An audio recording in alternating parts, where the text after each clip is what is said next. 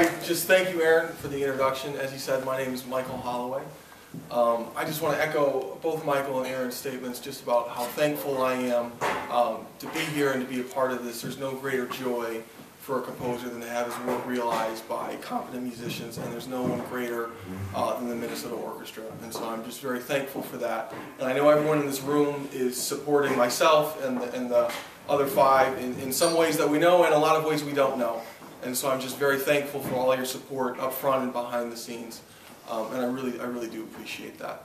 I have somewhat of a boring musical upbringing.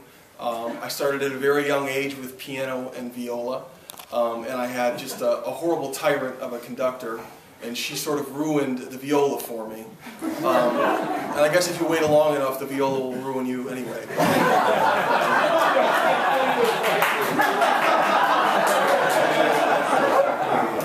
And so I sort of kind of took over piano full-time when I got into high school, and you know, my father loves Beethoven, and I love Beethoven too, and so my family's been very supportive in that way. I literally just finished my undergrad about 2 weeks ago. I graduated with a bachelor's in composition, and now I'm living in Chicago where I was born and raised, and I'm teaching at my old high school. I'm teaching some theory and just some electronic music courses. So my piece is entitled Rhythm Theta Beta Theta, and that was inspired actually by some work I was having done on my brain. And part of that work included an EEG, which is the measuring of brain waves. And as I was in the room, I was watching the screen, and the waves would go by, and some of them were very slow, and then some of them were very active. But it was very musical, watching the screen and the way the waves moved. And as I sort of learned more about it, I learned about these slower waves, which are called theta waves.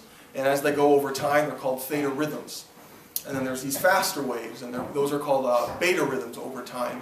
And that's something that you might experience when you're thinking about something very hard or stressed out. And everything about it just seemed very musical, and even the terminology being used, rhythm.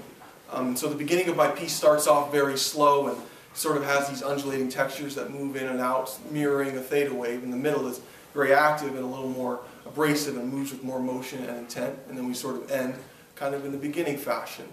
So hence the title, Rhythm Theta Beta Theta. I'm very thankful to be here. Thank you to the Sewells for having us.